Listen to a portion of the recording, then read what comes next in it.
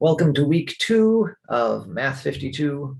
Our fold out looks a little different. We have a nice table for all the videos and lecture notes that's coming up, but we don't have anything yet. This is only a recording right now. We still have where to go in the website lecture notes. If you don't have all your questions answered by the textbook for each of the sections for chapter 2. This little weird thing, by the way, is section. I didn't make that up. It really means that. And then we have our to-do list.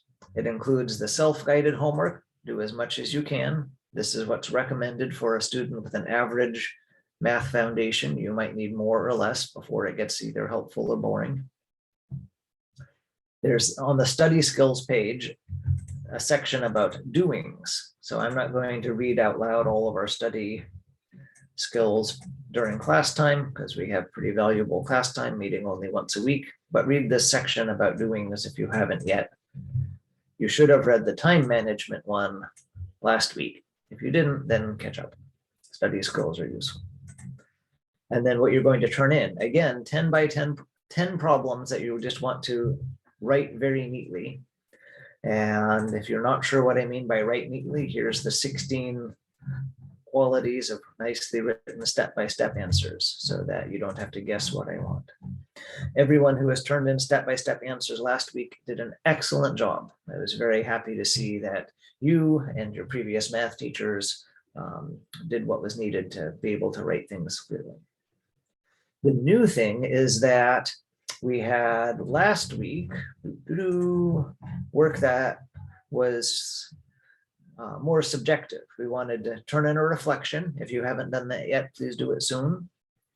And talk in class today about what you learned from Dr. Chu's videos. So help me remember after I'm done with my week 2 homework introduction that we go back and share what you learned. But for week 2, we actually have work that's graded. And I do this differently than what you've seen before. I will explain what and why and how. Let's look at the 10 exercises for rounding. The fractions and ratios aren't quite ready yet. If we go to them, you'll see I have 10 problems in fractions, but I just split up fractions into 2 parts to make ratios separate, and I haven't written another set of homework for it yet. So don't try and do these yet. Wait till I tell you okay. But the rounding is ready, and the writing things nicely is, of course, ready. So there's 10 exercises for rounding. If I was not going here from your to-do list, what's happening is in the shape-shifting, doing things with one number at a time. Rounding is the first subtopic. And at the end of each subtopic, there's 10 exercises to turn in and random exercises that whenever you reload the page, they change with an answer key. So you can get as much problem as you want, as much practice as you want if you were one of my Math 20 students. Anyway, just above that is the 10 exercises. So this is a little confusing because it's not like what you've seen before the first time, but once you do it, you will learn it quickly and it will make sense. And I'm going to explain why it is done this way. So you have 10 problems to do to make sure you understand about place value and rounding. I would write them out on paper. Don't try and do everything in your head. You don't have to write out neat steps. That's why in the to-do list, you have writing things neatly is a separate thing I assess. I don't care when you write it neatly if you get it correct or not. I hope you do, but you're not marked down for getting those wrong. These are the ones where I'm checking, can you do the math correct or not? So you'll try these 10 problems, and they're not in the back of a book. You don't know what the answers are. Once you've worked them out, then it says this form. Everyone see the link I'm hovering over? And you click on that and you get the same 10 problems, but now it's multiple choice. So you will pick your answers. I'm just picking the first in each one. And then at the bottom, there's a button that says process my answers. And when you click on that, it says thank you, and it gives you a code. And you can copy and paste that code into an email or a text for me. And the code tells me which problems you get right and wrong. And then I will reply to that. If you get, as it tells you, tells you up at the top, If you get 8 out of 10 or more, you are done. There's no reward for being perfect. If you get 80%, hooray.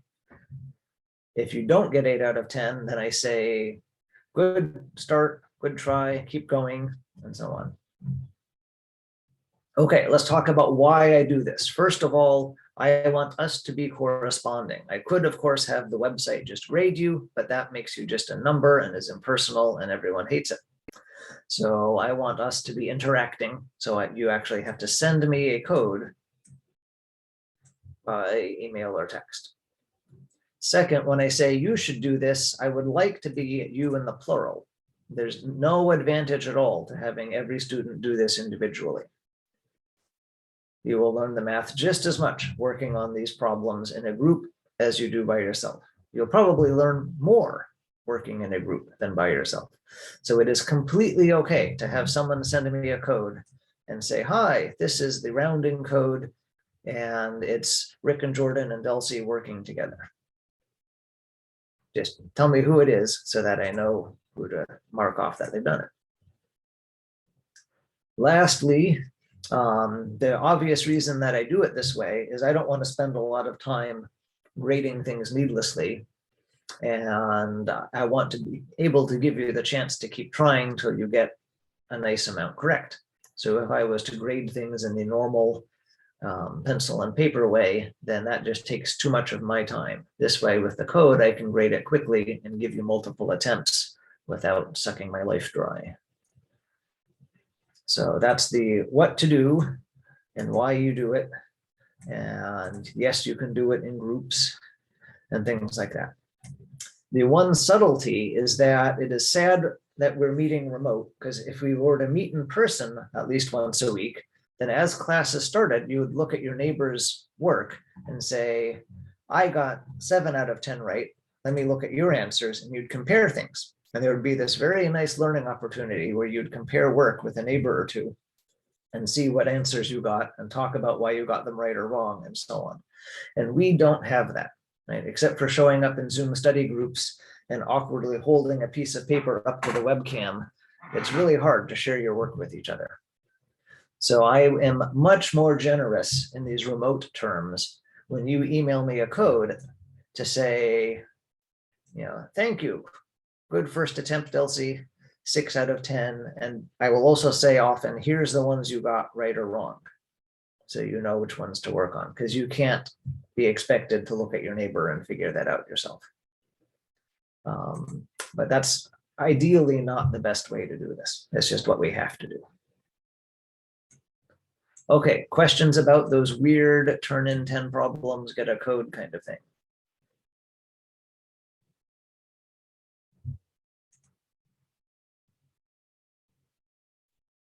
Okay, so going back, actually, let me share my screen. I stopped too early. So going back to the main welcome page and your drop-down menu. So during the next week, you'll send me 3 different codes. Again, only the rounding one is ready for you right now, but you will have 3 different codes to send. 30 problems isn't much more than an average class for math would ask you for a week's work. And these should be pretty quick. And a lot of this is still review things for you. Most weeks you won't have 30 different problems. You'll just have 1 once we get through the review rush at the beginning. Okay, last chance for questions. Any questions about what you're expected to do this next week? Yes, Jackie. I do have a question about the last thing on there, number 7, the celebrate the achievements. Yes, that's next. Oh, okay. All right. Yes, you'll get your tip later on. Okay, thank you. Okay, so help me not forget Dr. Truthing, but I am going to move on to that. So what are the achievements? So if you click on achievements, it's also the star with a check mark up in the top corner. Then this is how I do grading. And you may have heard, but maybe not, based on how much you pay attention to teacher pedagogy, that there's this thing called standard-based grading.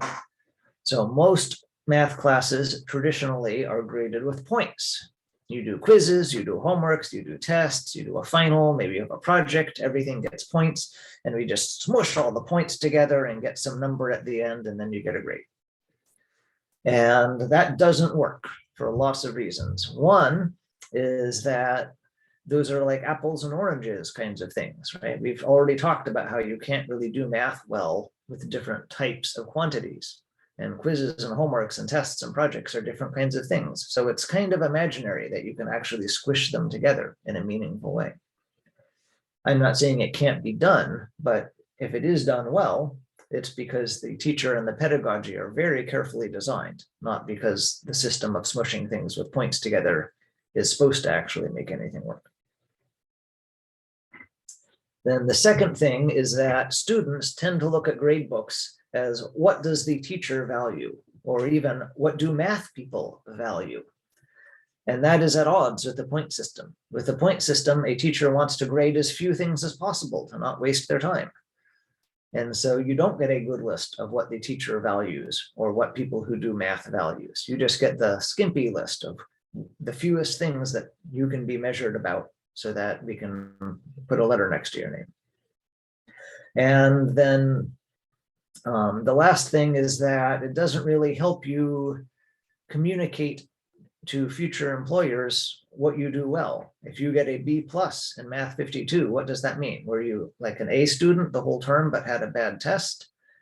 Were you a C student that really struggled and studied a whole lot during weeks 9 and 10 and brought your grade up a lot?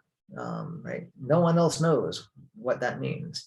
Whereas if I do this achievement, then we can save it. You can print a copy at the end and everyone knows exactly what you did that term.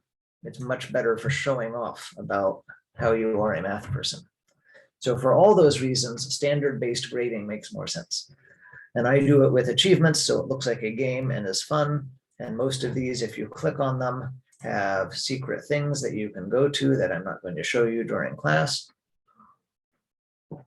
But this is my generic list so far. If you were just a Math 20 or 25 student, you'll even notice at the end, there's Math 20 homework and Math 25 homework still on this page. We should probably get rid of that, but maybe not.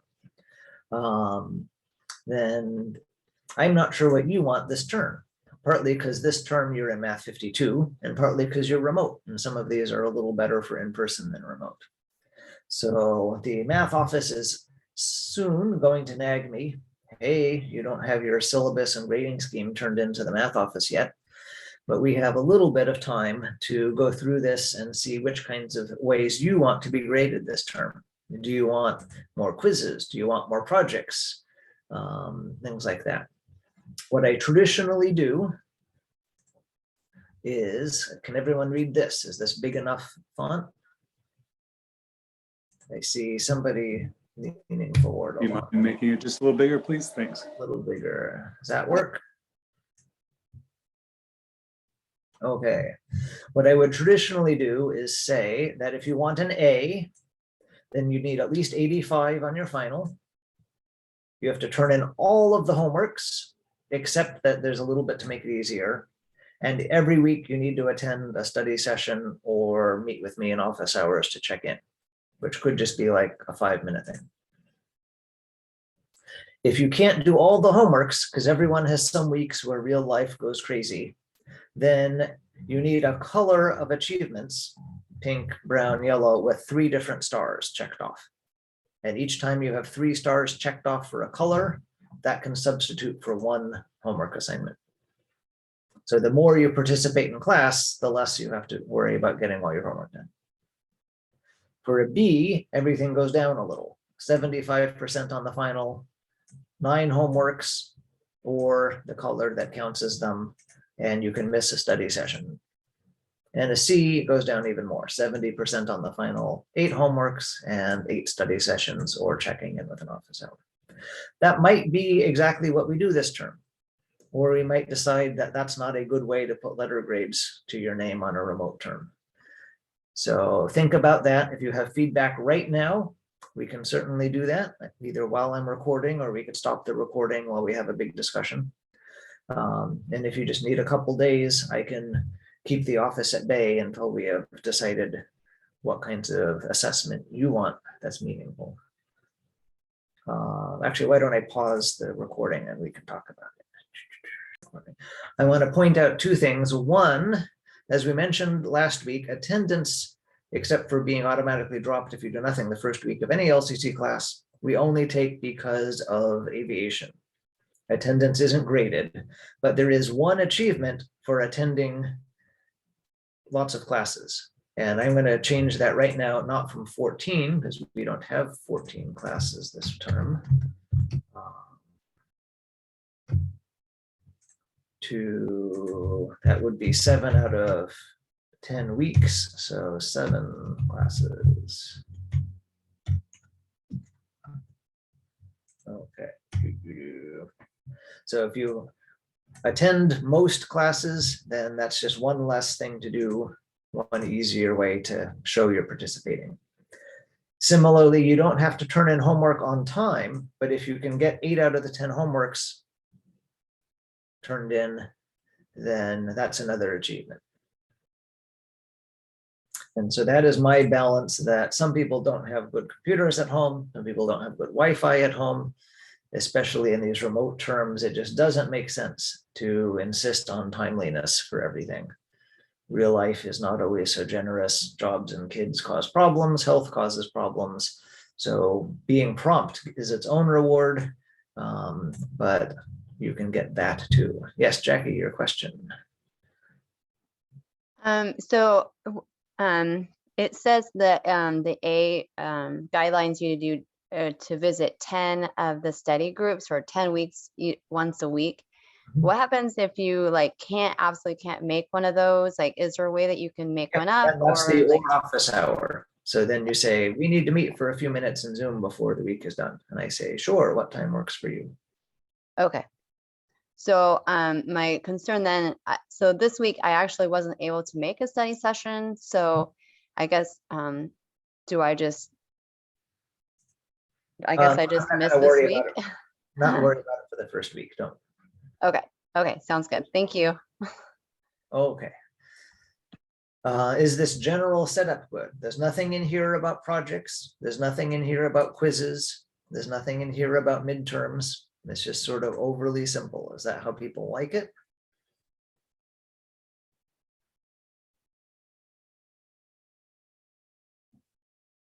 I see a thumbs up from Jack. Okay.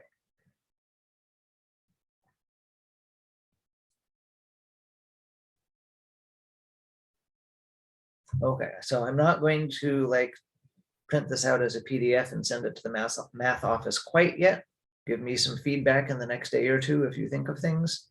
But for now, this is what we have. Okay, let me make an example of somebody just so that you can see how this works. I'm going to say not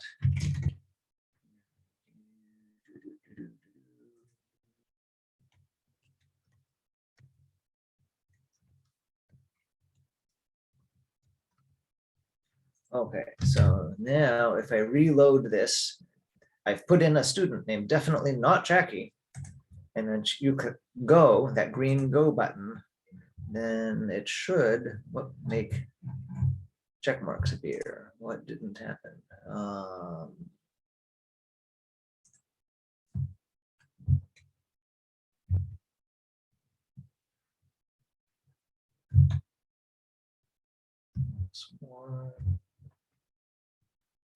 Oh, because I changed the names of things too much. Okay.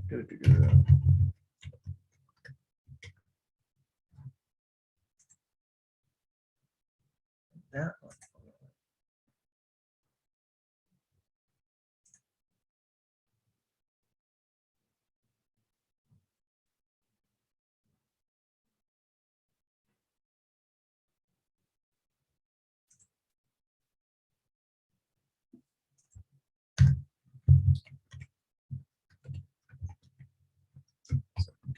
Okay. There we go. See the check marks appear? I have broken things a lot because when I reset it back to my generic thing after last time I taught, then everything is wrong. But by the time we get this, you have check marks to fill in, then it will be working. So that's what it will look like. When you load the page, it will always be empty. There's no cookies on my website to clog up your computer. You will pick your name from the list, and then when you hit go, the check marks for you appear. And again, you can't enter them. You can't make check marks yourself. Just talk to me as a real person, and I will enter your things in my gradebook. Okay, I think that is actually all of our announcements. Only took 40 minutes. Am I recording now? Yes, I am. Anything else about how the class is going? We've rescheduled some study sessions. We have a grading scheme. You know what your homework is for this week. You know how to do the weird 10 problems, look for a code at the bottom, and are encouraged to do that with your colleagues.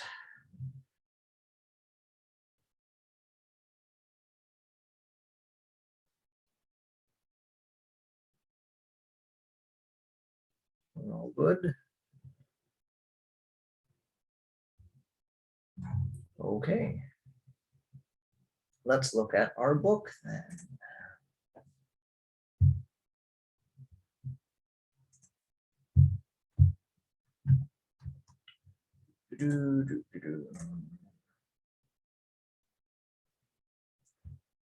Actually, I'm going to stop and restart the recording.